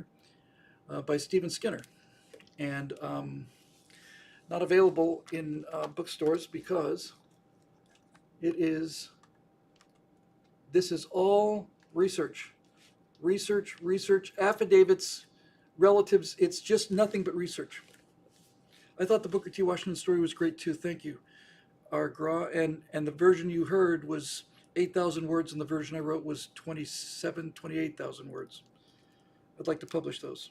Need to talk with those boys about that. But anyway, this book, the amount of work, when I say work, I mean work. He researched this thing. Stephen Skinner researched this thing for 20 years of his life. He went to France, I don't know how many times, to visit the actual locations. He wanted to know where every balloon that Luke shot down landed, and he did. He found it too. It's amazing work. And he got the endorsement from the Luke family for that book. He went to the Luke family and said, I'm trying to tell the true story of what your great-grandfather did. And so they saw the work, and they saw the passion that he put into it, and the commitment to precision and accuracy, and the family endorsed the book. Now, when I said I wanted to do a movie screenplay about this, I talked to the guys at Daily Wire, and they said, we may have a problem with the life rights. I said, oh God, what are life rights? He said, well, he's a historical figure. I said, okay, but he doesn't own history, does he? I mean, he's not here. Number one, I can write a biography about Joe Biden if I want to, right? He said, all of this is true, but if the family decides that they want to fight it, it can make life a lot more difficult. They can't really stop us, but it makes it more difficult. I said, well, this is my primary research source by far. I mean, it's 97, 98% of the research I've gotten from this book. How about if we get the rights to this book? So Daily Wire gave him a call and did some negotiations. So we got the option on the book. And now, when I finish this thing, I'm going to send it to him. He has a lower opinion of Frank Luke than I do, which surprised me. He sees him as just a rebel and a risk taker who was basically insubordinate, and I was really quite surprised at how negatively he viewed Luke. I adore the guy, and so this is in a weird sort of way. This is kind of like the kind of intersection between science and religion, because Stephen Skinner went after all of the facts. He had to get facts. That's what he was interested in. Nobody knew about what happened on Luke's last flight. There have been all kinds of rumors and legends and stories, but nobody really knew, and he went and found out. His commitment to accuracy and stuff really impressed me. So when I decided I wanted to write this thing as a drama, go and revisit Frank Luke, but write him as a drama, I said to myself, I am going to see if it is possible to write an entertaining movie based exclusively on what this person did, rather than based on a true story or inspired by a true story. What happens if I just told the true story? And I've been crazy impressed with the results, and I'm looking forward to showing it to Stephen, because I think I'm hoping that when he reads it, he's been waiting for it for as long as you guys have, but I'm hoping that he'll see it, and that I'll be able to do for him what he did for me. He provided a factual skeleton for this legend, and I want to provide him with an emotional set of internal organs to justify the actions of what this guy actually did. Stephen's looking at it almost like a prosecutor, and I guess I'm the defense attorney. And it's not like he hates Frank Luke or anything. It's just he has a very different opinion of him, and I am making the case for the guy. And now here's where we get into some dicey waters. Stephen is coming to court with evidence. He did this, and this. And I'm coming to court with fiction.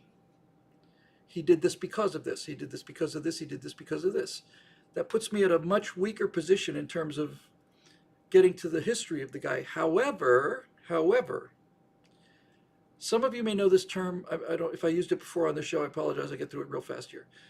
Um, some of you may know this term from mathematics, and some of you may know it from computer science. The term is spline.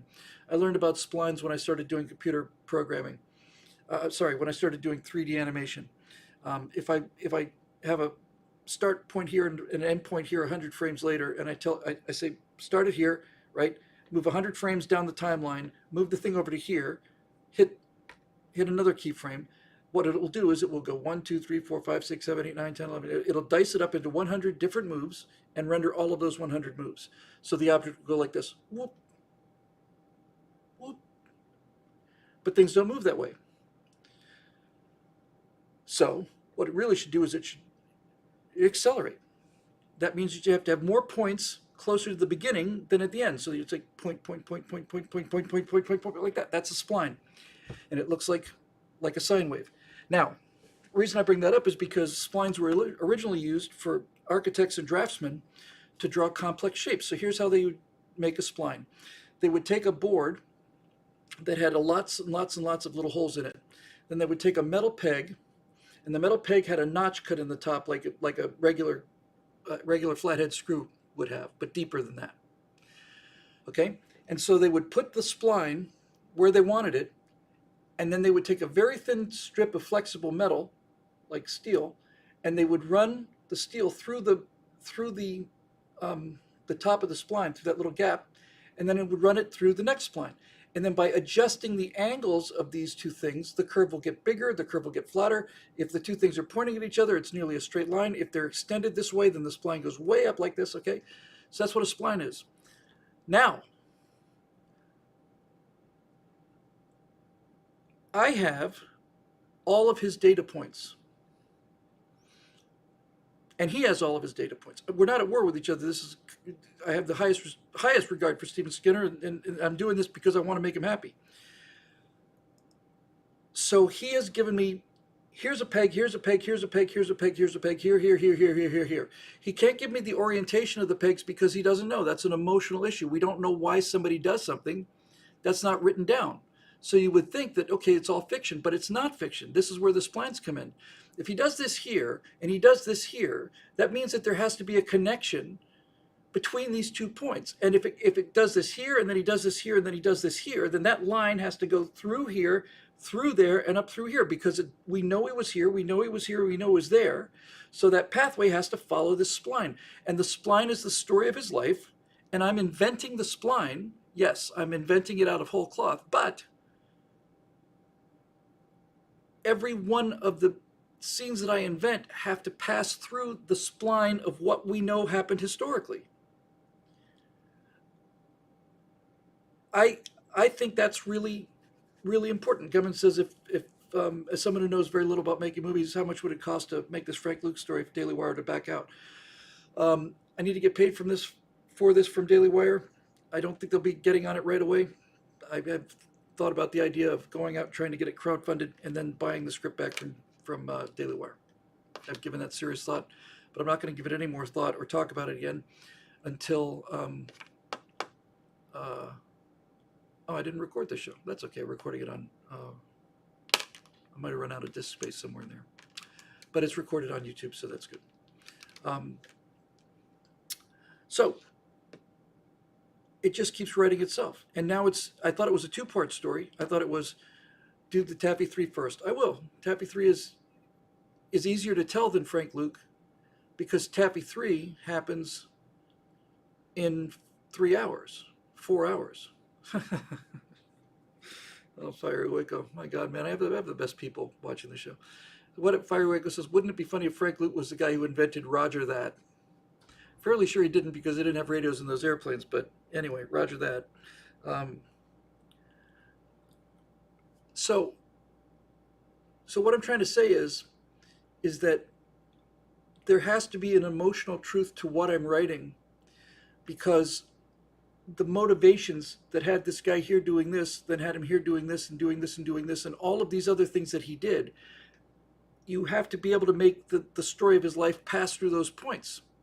So it's like you would, if you had videotaped his entire life, you would have what looks like the spline, and then you would just say, okay, well, we know this, and that happened. Put them on the spline, and you'd end up with what we have. So I'm feeling real confident about this. So I made something that I just keep it as one of the notes in Apple on the Apple desktop, and I'll just read them to you. Um, this is the title of the thing. It says The Streak, and it says known historical deviations. I decided that I was going to do this absolutely. Eric Blazes, would be funny if Frank Luke invented "You Got This." You guys are just gonna just torment me with this, aren't you? So I made a list. Every time I did something that I knew was historically inaccurate, I wrote a note for it. So let me give you some of these things. Number one, Luke was not present at Floyd's death in Aho. Luke was good friends with Floyd Craver, rather. They worked in the mines together for 2 or 3 years. They were good friends, and their experience together in the mines is a major part of the first act. Craver was killed by getting run over by his own truck. Frank was in Phoenix at the time, and he read about it in the newspapers, and I have him in the mine running over to the scene of the accident because his emotional reaction would have been the same finding out that his friend died. It's much more powerful, especially when you're dealing with a guy who's going to end up aging horribly because of the physical carnage that he's causing, to see his friend basically get squashed like a grape with his own eyes. So that's a historical deviation. This is where you have to decide whether you want to tell a story or whether you want it to make it 100% history. And for the sake of the story, it's better if he's there. I'm not lying about anything. The dates are the same. His friend died in the same way. It's just that instead of reading about it in Phoenix, he's on the scene in Aho, which is 100 miles away. I have a scene that says Luke and Woodard met at Austin instead of San Diego. So when Luke was training, when he got into the Army Air Corps, the first thing he did was go to Austin, Texas, where he met his friend Woody Woodard, and they did primary courses there and so on. And then they fly out to San Diego and they start their flight training. Well, I didn't have time or inclination to set, and not only that, it's confusing. You got young Luke in Phoenix, Arizona, then he gets into the military. It's like, I can't have him go to Phoenix and then get into the military and then get into the actual part of the military. I take him from his home to flight school because he's a pilot. Now he's met this guy, Woody Woodard. Woody and his relationship is factual and goes throughout the entire story. But they didn't meet at North Island, San Diego in flight school. They met earlier at ground school in Austin, Texas. But there's no reason to put that in there other than this sense of, well, it's historically accurate. It's historically accurate, but it's confusing. I don't have 4 years to tell the story of his 4 years. So these are the kind of concepts, but these strike me as exceedingly minor things. I consolidated the letters that he wrote home, and I reversed the order in some of them in terms of I wrote a letter that would have happened after I wrote it before, but it's the same letter, same words.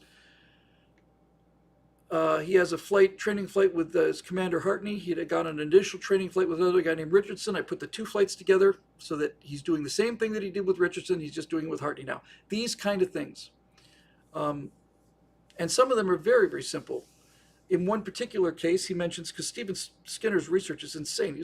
On this one particular day, he said his plane was refueled by these two other guys. I've already established Luke's ground crew. I'm not going to introduce two brand new characters for one scene, doing the things that his ground crew wouldn't have done, but just didn't do that particular day. I'm just not going to do it. So I think that this story is emotionally true, and factually, it goes through all of the splines of his life without leaving anything out. Anything out. I mean, everything that he did is in this story. And I really like this kid. I like him a lot. And I think you will too. I had thought it was going to be a 2-part deal. His life prior to getting into the military, then his life as a pilot. But it turned out that there's a third act, which means it's structured almost exactly the same way as the biography of Winston Churchill that William Manchester wrote. So Churchill's biography of Manchester, the first one is young Churchill, son of a highly placed member of Parliament. He's part of practically royal family. He's born into the House of Marlborough and born in Blenheim Palace and all the rest of it. So there's his childhood. And then there's the Winston Churchill we all know, who's the war prime minister. But in between these two things, his childhood, which sets up for the kind of guy he is, and then the famous part of Winston Churchill is 30 years, 20 or 30 years of Churchill in the wilderness. And I think that's what that episode is called. That book is called, The Middle Book. And I've got that same situation with Frank Luke. I've got his childhood, then I've got his training, and in his training he was considered a coward, and he was considered a braggart and a liar because he would go off on his own, and everybody thought he was yellow. They thought he was afraid. He wasn't afraid. He was crossing lines on his own to go get some German airplanes. And so I've got really three parts. I've got him as a kid. I've got him in the flight training, meets his future wife, goes to France, goes on his first missions, gets his first kill. It's unconfirmed. Everybody calls him a liar. Everybody calls him a coward. And then he shoots down the first of his balloons, and that's the middle. And then from the time he shoots down his first balloon, he's got 18 days left to live, and he gets 19 airplanes in 18 days. And 5 of those days he spent in Paris on leave, and he didn't want to go. So there's that. And it's fun to write for Eddie Rickenbacker. I'm really loving this because Rickenbacker is nothing but grins. He was famous before the war. He was popular. Rickenbacker Causeway in Miami is named after him. Rickenbacker is just loved by everybody. He's got this huge grin, good-looking guy. He's leaning out of the cockpit, and he's got the hat and the ring Squadron and all the rest of it. He's just every picture of Rick. That's the first line in America's Forgotten Heroes. First couple paragraphs is everybody knows America's leading ace in World War I. It's Eddie Rickenbacker, and he's famous, and he's got this big smile. There's not a picture of Rickenbacker where he's not got this big grin, but the guy who was ace of aces at the time of his death was beating Rickenbacker significantly in total score and doing it in a fifth of the time that Rickenbacker did it in. And his name is Frank Luke, and nobody knows him. And Frank Luke never has a picture of him smiling. Why? Well, I thought it was because he was just a bastard. That's why. But he's not. He was a super, super sensitive kid. And his story deserves to be told because what he did was mind-boggling. And Rickenbacker said that I ended up being ace of aces in World War I just simply because I lived long enough. When Rickenbacker was driving race cars, this is what's taken me 7 months to write this story. I have to research all of this stuff. But when Rickenbacker was driving race cars before he went to England, France, and became a fighter ace, the sports writers of the time were writing about Rickenbacker. It's not easy to find, finding news articles on Eddie Rickenbacker, before he became Eddie Rickenbacker. But one of the sports writers wrote, Eddie Rickenbacker is the most reckless and the most cautious driver I've ever seen. And I thought, whoa, that's it. That's Eddie Rickenbacker right there. He's the most reckless and the most cautious driver I've ever seen. How do you square those things? But you can, You do reckless things carefully. And Luke did reckless things without any care in the world. There's no way Luke was going to survive the war. I don't think he had a death wish. I just think that's all he knew how to do. That ties in with why I like the story. He was a fullback. I lean real heavily on this, the whole story. I almost thought about calling the movie The Fullback. Fullback is who you give the ball to when you need to go straight at the line. He doesn't have fancy moves. He's not fast. He's not agile. He just takes the ball and runs right through it. That's what he did. He was a state champion fullback. He won the state championship in his junior year. He was captain of the football team in his senior year. They won. Phoenix Union won the state championship in Arizona 5 years in a row. And Luke was on the first 2 of those teams. So this guy's a fullback. He goes straight at things. He goes straight for the balloon. He goes straight for the girl. He goes straight for everything. He doesn't know how to do anything else. But the thing that put the hook in me really, really finally convinced me that this was a story that needed to be told as a drama rather than as a documentary is that he's working in a copper mine at age 16. He gets into a fight with a professional bare knuckles prize fighter, knocks the guy down. The guy claims it was a fluke, challenges him to bare knuckle fighting in a ring. That's the only entertainment these miners have. And so Frank Luke, who's 16, 17 years old, goes on to a career as a professional bare knuckles fighter, winning round after round, game after match after match, rather. So you get this tough kid who goes out when he's 14. He and his friend on horses. They ride 120 miles out into the middle of the frickin' Apache reservation, and they go camping for 2 or 3 days, and they come back on horses. And you got this guy who is, Eric says the fullback's a better title. It may be, actually. It may be. I'd never really thought about calling it fullback until I just said it out loud, but it probably is a better title, isn't it? Yeah, Eric, that's twice now. You've 2 or 3 times, actually, Eric. You are indispensable. Mace Mattingly belongs to you, and a couple other things. Yes, fullback is a better title. That's what I'm going to submit it as. Anyway, you've got this guy who's all fullback, and he's bare knuckles fighter, and he's a tough, tough guy, but he's not friends with the other jocks. He's friends with a guy who's got scoliosis. He's a deformed little kid. It's his best friend. He's friends with a guy who's a poet and an artist, and everybody thinks that he's gay, or a fairy, I suppose is what they kept saying at the time. And when he stops prize fighting because his mother finds out about it, and she says, "Frank, I'm ashamed of you. I don't want you doing that anymore." Okay, well, that's it. We're not making any more money now, Floyd. Why? Because you're quitting because your mom said to? He said, "You got a better reason?" So what does he do? He can open a bordello, he can open a dry goods store, or he can open a bar. He doesn't want to do either of those things. He's deeply, devoutly religious Catholic. So he opens a dancing school for minors so that they have a chance to get wives. It's 100-to-1 out there ratio. These minors will do anything to get an edge. So Frank Luke is standing there in the middle of this dusty mining town inside a building that they bought or rented. And Floyd is playing the violin, and Luke is teaching these men how to dance, and he's wearing a dress. He's wearing a dress. What? This really happened. What does that say about a guy? He goes on to be this killing machine, and everybody just assumes he's just this braggart and this loudmouth and got, his comeuppance. But he destroys more airplanes in a shorter time than any other ace during the war, ever. He's an ace in a day. He gets 5 kills in a day. That's a next to nothing. He's shooting down balloons, which are virtually impossible to bring down, and nobody's heard of him. But Rickenbacker said, and I've got him saying this at the end of this thing. Rickenbacker said that the best pilot he ever saw, the best ace he ever saw was Frank Luke. He said, "I never saw anybody even close to Frank Luke." Rickenbacker has a direct quote where he says, if you put Frank Luke and Manfred von Richthofen in the same airplane, Frank could have him in 30 seconds. And I just thought, Jesus, incredible guy. He's briefly, and I say briefly, I mean for about 4 or 5 days, maybe a week, when his exploits start to get back home and bounce back in the form of newspaper articles, he's sent to Paris for a 5-day rest. He doesn't want to go. He wants to stay and fight, wants to stay and fly. And he doesn't want to go. He gets to Paris. He's the talk of the town. He's this really handsome young American, ace of aces. He's got 6 kill lead over Rickenbacker at this point.